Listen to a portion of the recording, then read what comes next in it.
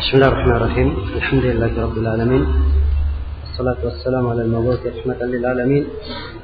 Nabiyyina Muhammad wa ala alihi wa sahbihi wa man tabi'ahum bi ihsan ila yaumiddin. Amma ba'd.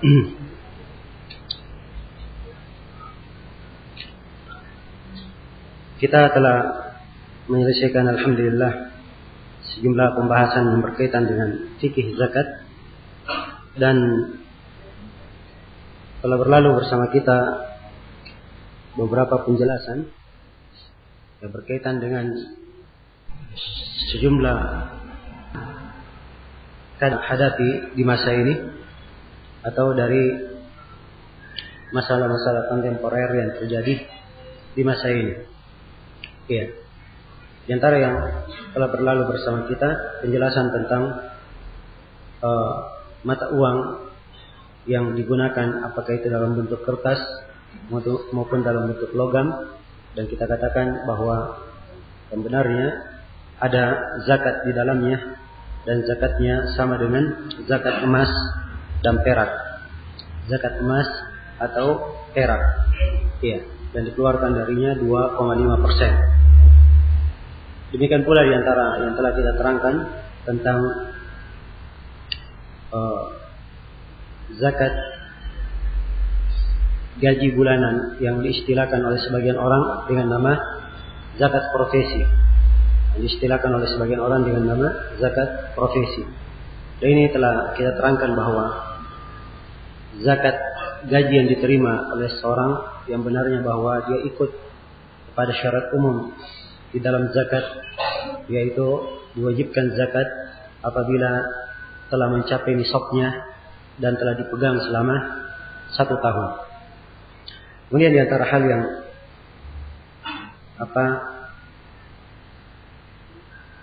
masalah-masalah yang berkaitan dengan zakat yang banyak kita jumpai di masa ini, di antaranya adalah masalah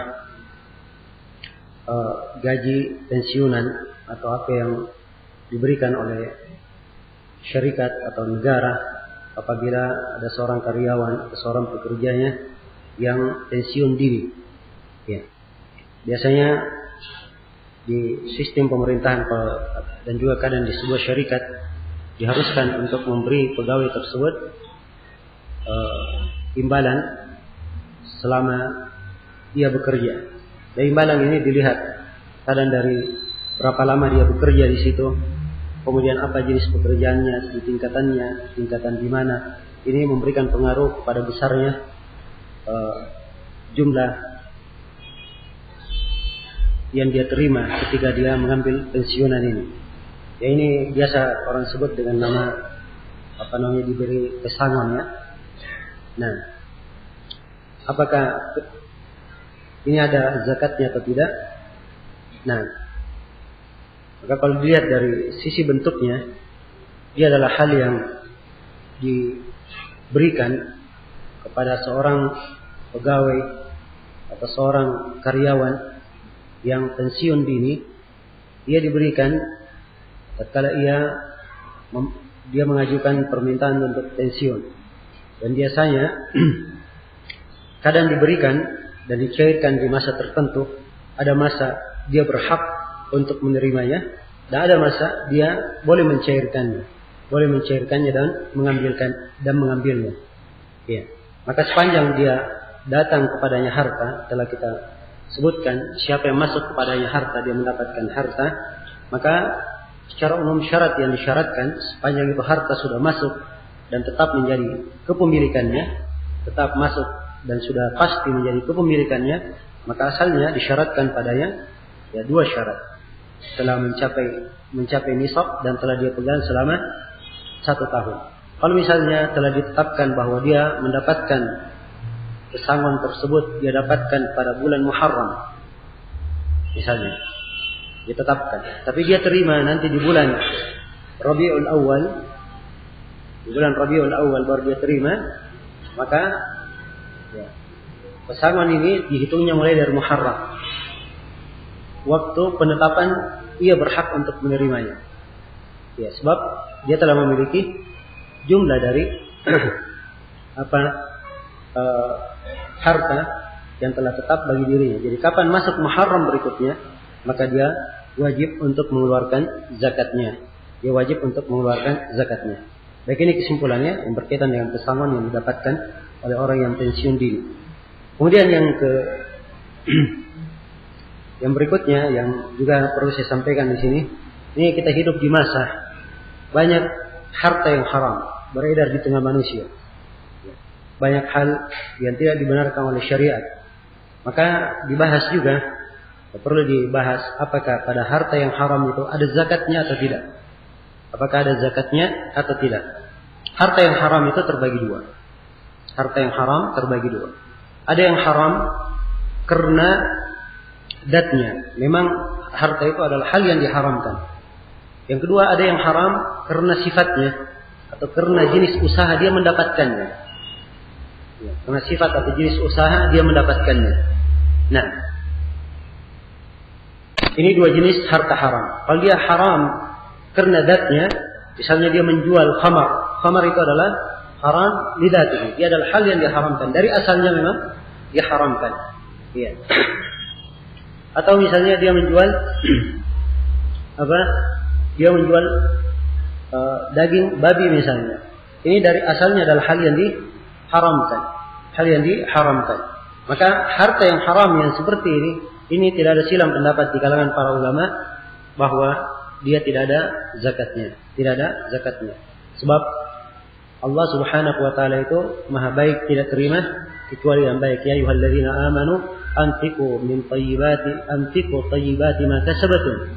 Wahai orang-orang yang beriman, berinfaklah kalian ya dengan hal-hal yang paling baik dari apa yang kalian kerjakan.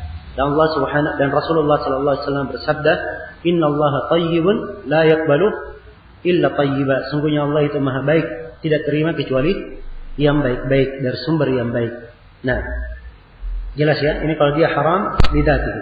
Adapun kalau dia haram diwasfihi, dia haram karena sifatnya atau karena cara dia mendapatkannya. Misalnya seseorang mendapatkan harta dengan cara dia berbuat riba. Dengan cara dia berbuat riba. Ya. Asal hartanya halal usahanya, tapi untuk mengembangkannya dia memakai cara riba. Dia memakai cara riba. Maka apakah harta riba ini, apakah harta riba yang dia dapatkan ini ada zakatnya atau tidak? Ini ada dua pendapat di kalangan para ulama belakangan atau di kalangan orang-orang yang membicarakannya di ahli fikih belakangan. Iya. Sebab kalau kita lihat kepada para ulama di masa ini, ya mereka di posisi yang kedua juga mereka mengatakan bahwa tidak ada zakat di dalamnya. Sebab biasanya adalah harta yang haram. Dan harta yang haram itu tidak ada zakat padanya. Tidak ada zakat padanya. Nah, baik. Ini yang berkaitan dengan harta haram. Jadi kalau saya simpulkan seluruh jenis harta haram lidatihi, haram biwasfihi, haram pada dirinya, haram pada asalnya, atau haram dalam bentuk cara mengambilnya, itu tidak ada zakatnya. Sebab Allah itu Maha baik, tidak terima kecuali yang yang baik. Kemudian pembahasan yang ketiga, pembahasan tentang harta umum. Tentang harta umum. Misalnya negara punya harta, punya baitul mal, ya, ini harta umum namanya. Demikian pula misalnya di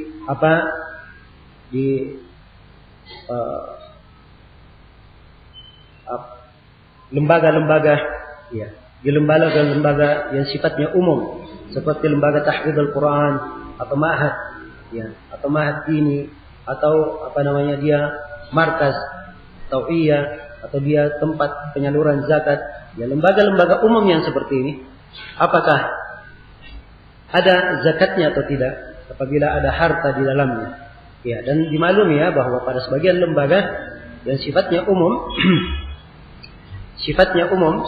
ya, terdapat kadang di dalamnya istitsmar, ya, bentuk pengembangan. Ya, bagaimana caranya mengembangkan atau meraih, membentuk keuntungan dari harta yang ada, Misalnya dia adalah lembaga atau sebuah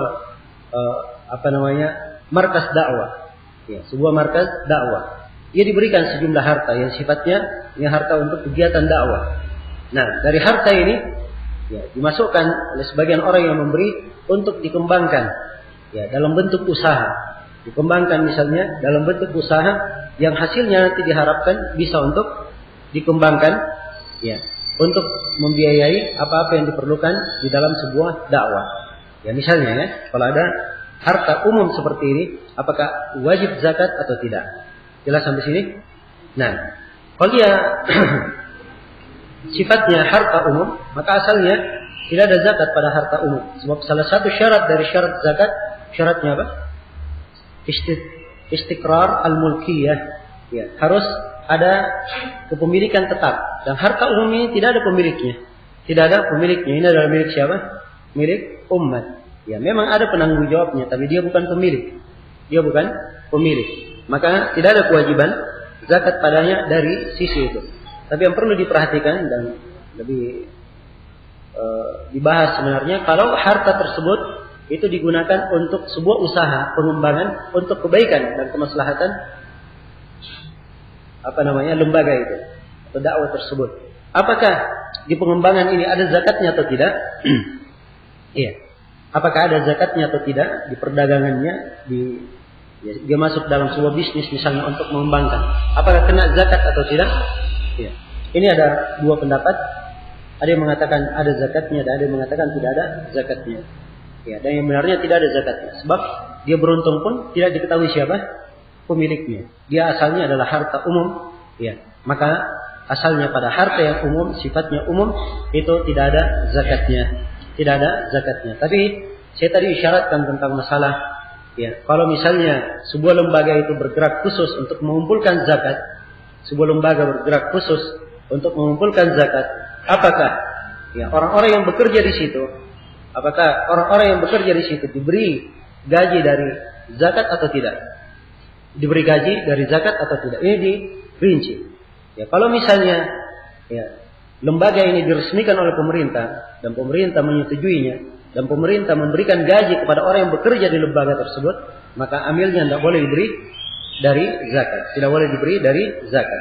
Demikian pula kalau telah digaji khusus, ya, dengan sumber yang lain oleh pihak lembaga, maka amil juga tidak diberi dari apa? Dari zakat. Tidak diberi dari zakat. Tapi kalau pemerintah memberikan izin untuk lembaga dengan izin umum mengumpulkan zakat, ya, kemudian mereka menentukan inisiatif untuk memilih orang-orang yang pantas mengambil zakat atau menjadi amil di dalamnya, maka dia boleh diberi dari zakat sesuai dengan kadar gajinya sebagai orang yang amil di dalam zakat tersebut. Jelas sampai sini? Ya. Kemudian di antara hal juga yang berkembang, pembahasan tentang masalah orang namakan sebagai sukuk, ya. Ini kadang berkembang di sini, berkembang juga di negara-negara tetangga, dan ada juga di negara-negara yang lainnya. Ya. Misalnya sebuah syarikat atau negara misalnya, ya, dia misalnya perlu kepada modal. Ya, ini bentuknya ya, perlu kepada modal. Anggaplah misalnya ya, sebuah bank, dia perlu kepada modal. Dia punya gedung, ya, dia punya gedung. Atau saya berikan gambaran dalam bentuk lain. Misalnya negara perlu kepada modal, sebuah negara perlu kepada modal. Dia punya gedung atau sebuah gedung berlantai, dia jual kepada bank. Disyaratkan kepada bank, kamu beli gedung ini, ya. Kamu beli gedung ini, tapi dengan syarat kami tetap memakai gedung ini, dan menyewanya, ya. Memakai dan menyewanya, jelas. Dan nanti setelah kami bisa mengembalikan, ya, hasil atau dari harga gedung ini, kami akan beli kembali gedung ini dari kalian. Jelas sampai sini? Jelas sampai sini bentuknya. Ya, maka biasanya si bank, kalau misalnya gedung ini harganya ya 10M misalnya, maka mereka bagi menjadi cek-cek yang bisa dipegang. Itu yang disebut dengan syukuk. Jadi disebut dengan syukuk. Jadi misalnya 10M harga gedungnya, ya. Setiap harga gedung ini dibagi menjadi, dikeluarkan sejumlah kertas yang nilainya 1 juta. Ya. Bank menjualnya. Bank menjualnya dengan harga berapa? 1 juta. Jadi kalau 1 M dibagi 1 juta, jumlahnya berapa lembar? Hah? 1000? 10.000? Hah? Gimana hitung-hitungannya? Saya kurang bisa menghitung sekarang ini. Hah? Berapa? 1000. Jadi 1000 lembar. Baik 1 juta. Kalau 1 M, ya harusnya 10.000 dong. Ya kan? Ya 10.000 lembar. Sekarang dia punya 10 lembar kertas dengan nilai berapa? 1 juta. Maka ditawarkanlah kepada pembeli. Ya. Datanglah penanam modal, dia beli. Ya. Setiap orang beli 1 juta. Maka ketika pemerintah menyewa gedung ini, hasil sewanya dibagi untuk 10.000 orang ini dengan ketentuan-ketentuan yang telah ditetapkan. Jelas sampai sini. Tapi nanti, ya, 1 juta ini pasti kembali ketika dibeli kembali. Ya, negara beli kembali bangunan tersebut dari bank, maka 1 juta dikembalikan kepada siapa? Kepada pemiliknya. Ini cara yang seperti ini jelas ya, ribanya itu jelas, haramnya jelas caranya. Tapi sekarang, ya, bentuk kertas ini atau anggaplah dia namanya cek atau bukti pembayaran, ya, yang disebut sukuk dalam bahasa Arabnya, ya cek ya mungkin di bahasa Indonesianya, atau kertas ini punya nilai, ya misalnya dia punya nilai. Nah, jelas kalau dia 1 juta mungkin tidak berharga. Kalau harganya misalnya 100 juta, anggaplah setiap cek dijual berapa? 100 juta misalnya. Ya, maka kalau dia jual 100 juta, maka ini 100 juta tentunya ada apa? Ada zakat di dalamnya. Ada zakat di dalamnya kalau dijual 100 juta. Maka dia punya modal dasar 100 juta di situ tersimpan. Kan begitu? Ya, tersimpan. Hanya dia salahnya, dia menggunakannya untuk riba. Dia mendapatkan apa? Mendapatkan keuntungan dengan cara yang kita sebutkan tadi. Itu caranya salah. Tapi hartanya sendiri dalam asal cek itu adalah harta apa? Harta yang halal. Apakah ada zakatnya? Ya. Apakah ada zakatnya? Nah, ini kembali kepada masalah apa? Kembali kepada masalah apa tadi? Kita sudah terangkan. Ya, masalah piutang kan begitu. Ini sama aja dia pinjamkan ya 100 juta kepada bank dengan cara membeli apa? Beli cek. Kalau dia ambil 100 juta itu, kapan saja dia ingin ambil, atau misalnya kalau dikembalikan diambil, ya berarti ini dikena kewajiban apa? Kewajiban zakat. Jadi dia punya piutang kepada orang yang mampu untuk membayarnya. Mampu untuk membayarnya. Maka yang seperti ini, ada zakat atau tidak tadi? Hah? Kita katakan ada zakatnya. Kok ragu? Tadi zakat piutang apa kesimpulannya? Hah? Kita bilang zakat piutang tadi kesimpulannya, kalau yang berhutang mampu mengembalikannya atau masih ada pada dia, ya, di mana pemiliknya bisa mengambil, menariknya kapan saja atau pada jangka tertentu dia bisa tarik, maka ini namanya ya yang berhutang mampu untuk membalikan. Ini ada zakat atau tidak? Ada zakatnya. Ya, jelas ada zakatnya. Kalau orang yang berhutang dia rugi, tidak mampu mengembalikannya, maka ini kita katakan apa tadi? Hah? Tidak ada zakatnya. Kalaupun ada zakatnya, kapan dia keluarkan? Ya, kapan dia terima dari orang yang ternyata dia mampu membayar, dia kembalikan, dia keluarkan sekali saja. Dikeluarkan sekali saja. Tapi kalau yang pertama ada utangnya sama, dia punya piutang sama orang, ya, sepanjang piutang ini masih berjalan, walaupun bertahun-tahun, setiap tahunnya harus dia keluarkan apa? Dia keluarkan zakatnya. Maka demikian pula di dalam cek yang kita sebutkan tadi dengan bentuknya, harus dia keluarkan zakatnya. Sebab ini dia beri piutang kepada orang yang apa? Orang yang mampu untuk mengembalikannya. Orang yang mampu untuk mengembalikannya. Nah, berikutnya berkaitan dengan masalah saham. Ya, berkaitan dengan masalah saham. Ini saya sebenarnya pengen masuk di dalam masalah saham, ya, ashum dan sebagainya. Ya, tapi saya hanya berbicara dalam skala ringkas saja. Berkaitan dengan ada zakat atau tidak. Ya, adapun saham itu hukumnya bagaimana, bentuknya bagaimana, itu bukan pembahasan kita di sini. Itu pembahasan di bab muamalah. Kita sekarang membahas masalah zakatnya. Masalah zakatnya. Orang yang masuk ke dalam saham, ya, saham itu ada yang sifatnya dia beli sahamnya untuk bersyirikat di dalam mengambil apa? Keuntungan di dalam perusahaan yang dia membeli saham. Dan ada yang membeli saham, dia beli saham itu untuk dia perjualbelikan. Untuk dia perjualbelikan. Ini dua jenis. Dua jenis ini memberikan pengaruh di dalam zakat. Memberikan pengaruh di dalam zakat. Jelas ya? Ya. Kalau dia sifat saham yang dia beli, sifatnya kaitannya dengan perusahaan, dia bersyirikat dengan perusahaan untuk sebuah usaha yang dia petik keuntungannya setiap tahunnya. Kan biasanya kalau dia bersyirikat dengan perusahaan, diambil untungnya setiap tahun. Atau ada yang memberikan skala setiap bulan. Ada yang memberikan skala setiap 3 bulan misalnya. Ya, diambil keuntungan dari sisi ini, maka ini jenis yang pertama. Kalau jenis yang kedua, dia beli saham dari perusahaan. Sudah ada ketentuan. Tapi dia hanya melihat harga perusahaan ini begitu naik, sahamnya dia jual lagi kepada orang lain misalnya. Dia jual lagi kepada orang lain. Ya, saya tidak bahas ya masalah saham ini boleh atau tidak. Saya hanya membahas masalah apa? Masalah zakatnya. Jelas sampai sini? Iya. Kalau di jenis yang pertama itu ada rincian. Kalau dia beli saham, dia bersyirikat di dalam syirikat itu, maka ini ada rinciannya. Rinciannya dari beberapa sisi. Rinciannya dari beberapa sisi. Sisi yang pertama, dilihat perjanjiannya dengan syirikat. Ya. Siapa yang membayar saham, membayar zakat? Apakah syirikatnya atau dia? Sebab kadang syirikat di sebuah negara, kalau bersyirikat di dalamnya, maka negara mewajibkan syirikat tersebut untuk mengeluarkan zakatnya secara umum di akhir di akhir tahunnya. Kalau dia memang syarikat yang kaitannya dengan pengelolaan secara umum, syarikat jual beli. Kalau dia syarikat pertanian, maka dia keluarkan ketika panen, ya, ketika panennya. Kalau dia syarikat dalam istilah membuat produk, ya, membuat produk, maka itu zakat perdagangan dikeluarkan di akhir tahunnya. Kan begitu. Dilihat syarikatnya apa, dia di syarikat apa dan bergerak di bidang apa. Ya.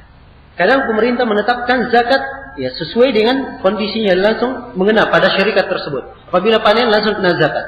Di akhir tahunnya misalnya kena zakat kalau dia bergerak di bidang perdagangan. Jelas sampai sini? Kalau memang syarikat sudah membayar zakat, maka tidak ada kewajiban zakat lagi pada siapa? Pada orang yang menanam saham. Jelas? Kalau syarikat belum mengeluarkan sahamnya, belum mengeluarkan zakatnya, maka si pemilik saham harus mengeluarkan apa? Mengeluarkan zakatnya sesuai dengan jenis, ya, sesuai dengan jenis usaha yang dijalankan oleh syarikat. Kalau dia kaitannya dengan ternak, maka dikeluarkan sesuai dengan saham peternakan. Kalau dia kaitannya dengan hasil bumi, dikeluarkan dengan zakat hasil bumi. Kalau dia kaitannya dengan perdagangan, dia keluarkan sesuai dengan zakat perdagangan. Jelas sampai sini? Iya. Nah, adapun kalau dia sifatnya dia membeli saham yang sifatnya dia perjualbelikan, ini namanya masuknya ke zakat apa? Ke zakat dagang, jual beli, ya di barang perdagangan. Jadi sepanjang dia jalan jual beli, maka zakatnya nanti adalah dia hitung di akhir tahun. Sepanjang dia masih berjalan dan berjualan saham. Jelas sampai sini? Iya. Baik. Kemudian berikutnya berkaitan dengan masalah tabungan seseorang yang disimpan di bank. Ya, tabungan yang disimpan di bank. Ya, saya tidak berbicara sekarang tentang masalah hukum menyimpannya, bagaimana kalau dia memasukkan tabungannya dalam bentuk deposito. Ya, ini dimaklumi ya. Ya, ada yang sifatnya haram, ada yang sifatnya dia diperbolehkan dengan syarat. Ya, ada yang sifatnya darurat seseorang menyimpan uangnya di bank, ya, dan sebagainya. Ini lain lagi pembahasannya. Sekarang dia punya duit, misalnya, dia simpan. Apakah ada zakat atau tidak? Nah, secara umum kita kembali kepada kaidah umum yang telah kita tetapkan. Bahwa sepanjang dia punya harta yang sifatnya uang, ya, maka ini zakatnya kembali kepada zakat apa? Emas atau perak. Itu harus dia pegang selama setahun dan telah mencapai nisabnya. Mencapai nisabnya dan dipegang selama setahun. Kalau dia punya banyak rekening misalnya, maka dia lihat jumlah dari rekening yang dia miliki dan apa yang berputar untuk dirinya selama apa? Selama 1 tahun. Apa yang dia simpan dan telah genap usianya selama setahun. Ya, setelah genap dia simpan selama setahun. Dia simpan misalnya bulan Muharram 10 juta. Ya, di sebuah rekening. Nah, kemudian bulan berikutnya dia masukkan lagi 10 juta. Bulan berikutnya dia masukkan lagi 10 juta. Jadi dia punya apa? Ya. Sudah dia punya 30 juta. Dia masukkan lagi 10 juta. Dia sudah punya 40 juta. Sudah sampai ke nisab. Misalnya ya, sudah sampai ke nisab. 40 juta. 40 juta ini Ya, dilihat. Ya, sebab dia memasukkannya tiap bulan 3 juta. Kalau dia dari hasil keuntungan yang disetor di situ, maka itu hitungannya kepada zakat apa? Perdagangan yang dia simpan keuntungannya. Maka ini dihitung dengan modal barangnya nanti. Tapi kalau dia adalah barangnya, gajinya dapat 10 juta, kemudian bulan berikutnya dapat lagi 10 juta, bulan berikutnya dapat lagi 10 juta, maka setiap 10 juta ini dihitung apa? Dihitung zakatnya masing-masing setiap bulannya. Tapi kalau dia ingin amannya, ya dia kumpul saja apa yang sudah terkumpul begitu, dia tentukan bulan tertentu, misalnya datang lagi bulan Muharram, dia keluarkan zakat seluruhnya sekaligus supaya lebih aman bagi dia dan lebih melepaskan tanggung jawabnya. Dan ini yang difatwakan oleh Lajnah Daimah di dalam cara mengeluarkan zakat bentuk-bentuk yang seperti itu. Nah, ya, bagaimana dengan perusahaan-perusahaan yang punya pabrik-pabrik, ya, apakah itu pabrik mobil atau pabrik apa namanya semen, mereka memperjualbelikan, ya. Pabrik-pabrik yang seperti ini, bagaimana hukum zakatnya? Jadi maklum ya bahwa pabrik itu ada 2 macam, atau mungkin bisa dilihat di beberapa sisi harta yang dia miliki. Ada yang merupakan alat-alat untuk pabrik, ya, untuk memproduksi ada alat-alat, dan ada hasil produksi, ya. Dan ada kadang bahan-bahan yang dibutuhkan untuk kelancaran produksi, Dan ada bahan yang dibutuhkan untuk mengemas produksi. Kan demikian? Ya. Anggaplah misalnya, ya, sebuah pabrik, dia pabrik mobil misalnya, pabrik mobil.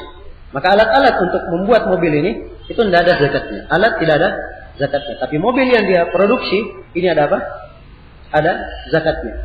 Mobil ini tentunya perlu kepada apa? Bensin, solar supaya dia bisa jalan. Ya. Perlu kepada oli, ya, supaya dia bisa jalan. Ya. Apakah bensin dan solar ini ada zakatnya atau tidak?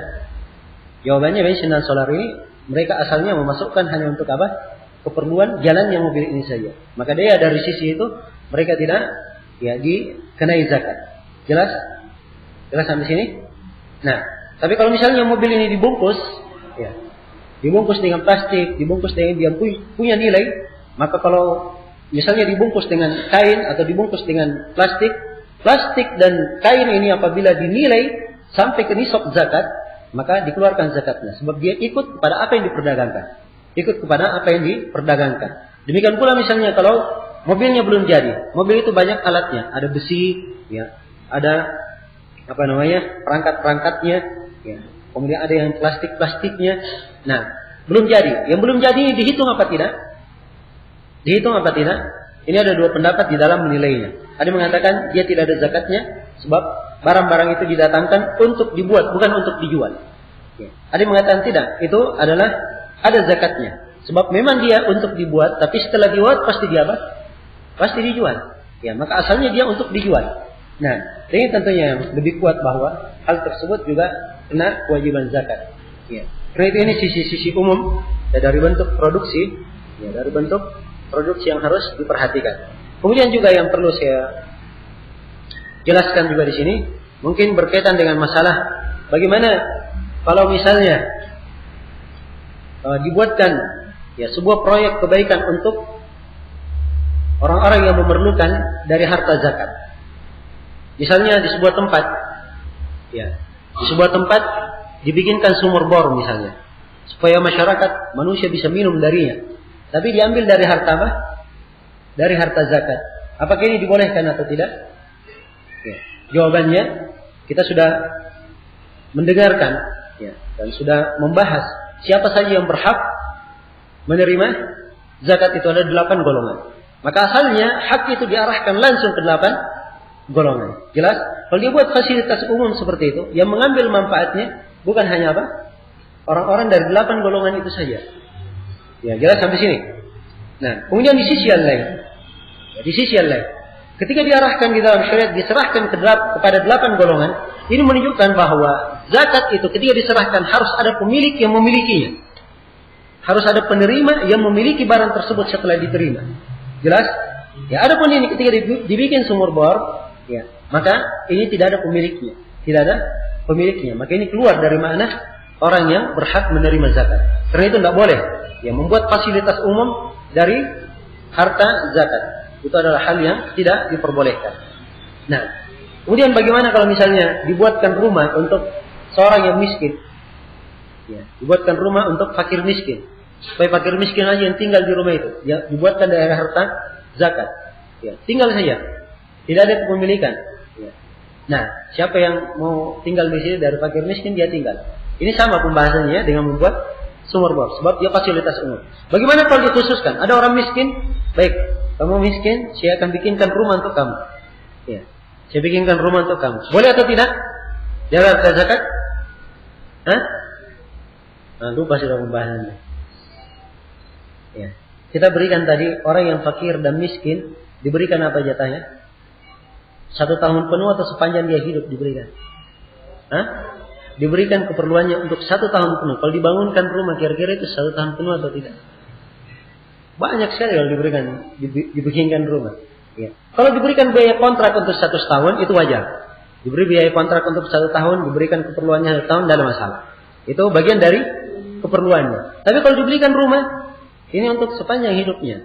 Untuk sepanjang hidupnya. Dan ini adalah hal yang tidak diperbolehkan. Jelas? Demikian pula misalnya membelikan mobil untuk fakir miskin. Ya, diberikan mobil misalnya. Ya. Ini sama pembahasannya. Sama pembahasannya. Ya, jelas sampai sini ya? Ya. Nggak tahu ini habis Isya kita tambah lagi sedikit atau jawab pertanyaan. Sebab pertanyaan antum banyak dari saya. Waktu kita tidak banyak. Ya. Insyaallah kita lihat nanti. Kalau pertanyaan tidak terlalu banyak, kita tambah sedikit materi. Ya. Kalau banyak pertanyaan, kita akan langsung menjawab pertanyaan. Nah, dan saya harapkan pertanyaan berkaitan dengan bab zakat.